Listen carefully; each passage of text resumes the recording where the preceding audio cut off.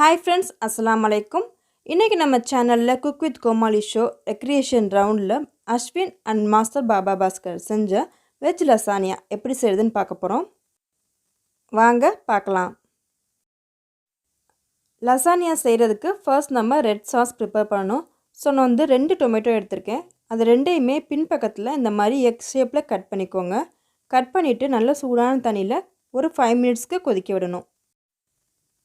இந்த 2 டொமேட்டோஸ்மே நல்லா பிளான்ச் பண்ணிட்டு இதோட ஸ்கின் மட்டும் நம்ம எடுக்க போறோம். எக்ஸ் ஷேப்ல நம்ம கட் பண்ணிக்கனால நமக்கு வந்து ஸ்கின் எடுக்கிறதுக்கு ரொம்ப ஈஸியா இருக்கும். ஒரு 5 to 7 மினிட்ஸ்ல இந்த மாதிரி வந்ததும் நம்ம எடுத்துடலாம். இப்போ இது கொஞ்சம் ஆறுனதும் ஒரு மிக்ஸி ஜார்ல மாத்திட்டு பியூரியா அரைச்சுக்கோங்க. இப்போ சாஸ் செய்யறதுக்கு ஒரு panல ஆயில் ஹீட் பண்ணிட்டு அதுல 3 garlic குட்டி குட்டியா கட் பண்ணிட்டு சேர்த்துக்கிறேன். இந்த garlic நல்லா வதங்குனதும் இது கூட நம்ம ஒரு வெங்காயத்தை நல்லா பொடியா கட் பண்ணிட்டு சேர்த்துக்கணும்.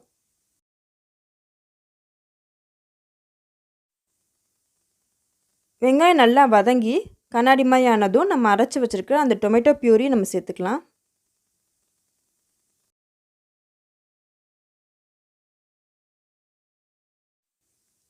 இது கூட 1 teaspoon red chilli powder,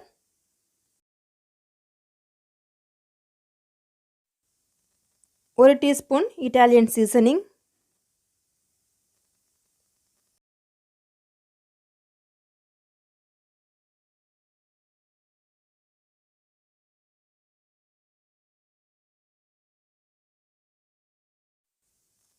1 teaspoon red chilli flakes,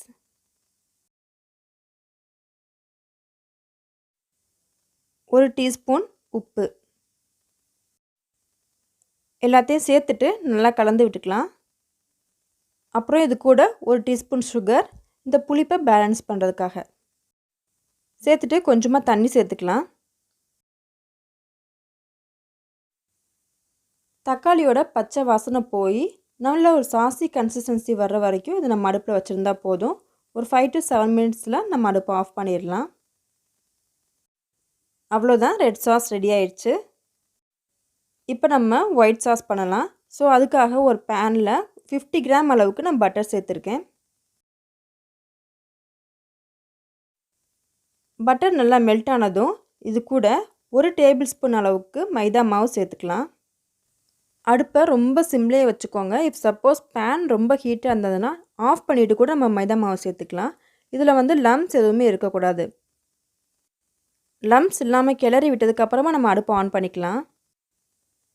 மைதா மாவு பட்டரில் நல்லா கலந்ததுக்கப்புறமா நம்ம இப்போ கொஞ்சம் கொஞ்சமாக 1 கப் அளவுக்கு பால் சேர்த்துக்கலாம். பாலை வந்து கொஞ்சம் கொஞ்சமாக சேர்த்துக்கோங்க. பாலை நான் சேர்க்குற மாதிரி கொஞ்சம் கொஞ்சமாக சேருங்க. சேர்க்குறப்ப ஸ்பூனை வச்சு நல்லா கிளறி விட்டுட்டே இருக்கணும்.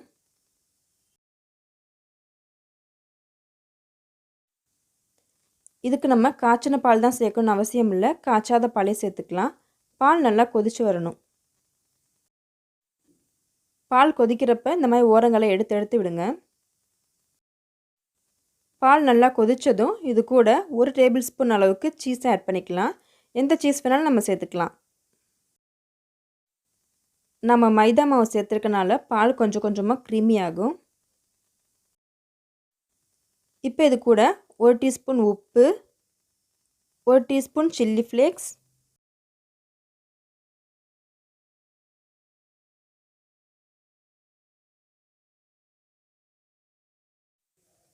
அப்புறம் 1 டீஸ்பூன் இட்டாலியன் சீசனிங்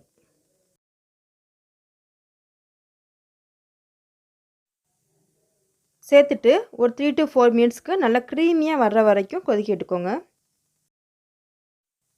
அவ்வளோதான், நம்மளோட ஒயிட் சாஸ் ரெடி ஆயிடுச்சு. நெக்ஸ்ட்டு நம்ம லசானியா ஷீட்ஸை ரெடி பண்ணிக்கலாம்.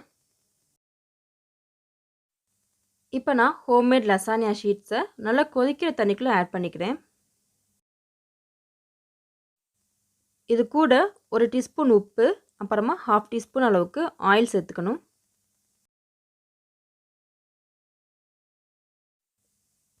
ஒரு 3 to 4 மினிட்ஸ்க்கு இது நல்லா வேக வச்சுட்டு அப்புறமா ஸ்டவ் ஆஃப் பண்ணிக்கலாம்.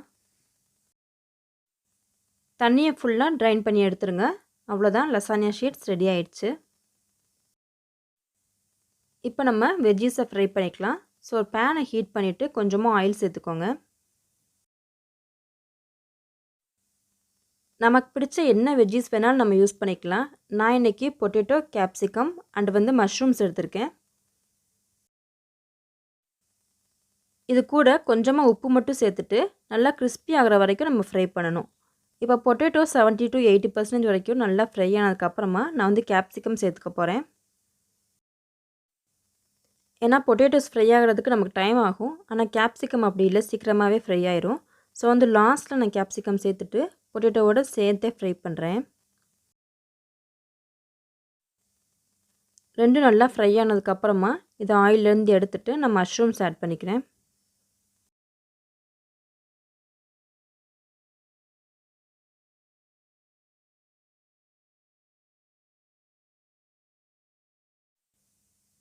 மஷ்ரூம் நம்ம ரொம்ப நேரம் ஃப்ரை பண்ணணுன்னு தேவையில்லை. ஒரு 5 to 6 minutes மட்டும் ஃப்ரை பண்ணி எடுத்துக்கிட்டால் போதும். இது நமக்கு சீக்கிரமாகவே ஃப்ரை ஆயிடும். இதுக்கும் தேவையான அளவுக்கு உப்பு மட்டும் சேர்த்துக்கோங்க. இப்போ எல்லாமே ரெடி ஆயிடுச்சு. இப்போ நம்ம லசானியாவை அரேஞ்ச் பண்ணிடலாம். பொதுவாக லசானியானாலே ஸ்கொயர் ஷேப்பில் இருக்கிற ஒரு டாலான ஒரு டிஷ்ஷில் தான் பண்ணுவாங்க. பட் நம்ம இன்றைக்கி அடுப்பில் பண்ண போகிறதுனால நான் இந்த மாதிரி ஒரு பேன் எடுத்திருக்கேன். இப்போ இந்த பேனில் ஃபஸ்ட்டு ரெட் சாஸ் சேர்த்துக்கிறேன். ரெட் சாஸ் சேர்த்துட்டு நல்லா ஸ்ப்ரெட் பண்ணிக்கலாம். ஸ்ப்ரெட் பண்ணிவிட்டு அதுக்கு மேலே லசானியா ஷீட்ஸ் அரேஞ்ச் பண்ணிக்கலாம். அதுக்கு மேலே ஒயிட் சாஸ் அதையும் நல்லா ஸ்ப்ரெட் பண்ணிக்கோங்க. அப்புறம் அதுக்கு மேலே நம்ம பொரிச்சு வச்சுருக்கிற அந்த வெஜிடபிள்ஸ் ஆட் பண்ணிக்கலாம். ஆட் பண்ணிவிட்டு அதுக்கு மேலே மறுபடியும் லசானியா ஷீட்ஸ் வச்சுருக்கேன். மறுபடியும் white sauce, veggies, red sauce, அப்புறம் கடைசியாக சீஸ் சேர்த்துட்டு இதுக்கு மேலே ஒரு அலுமினியம் ஃபாயில் பேப்பர் வச்சு நம்ம கவர் பண்ணிக்கலாம்.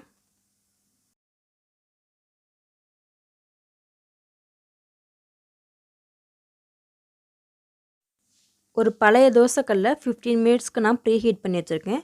இப்போ இதை தூக்கி அப்படியே அதுக்கு மேலே வச்சிடலாம்.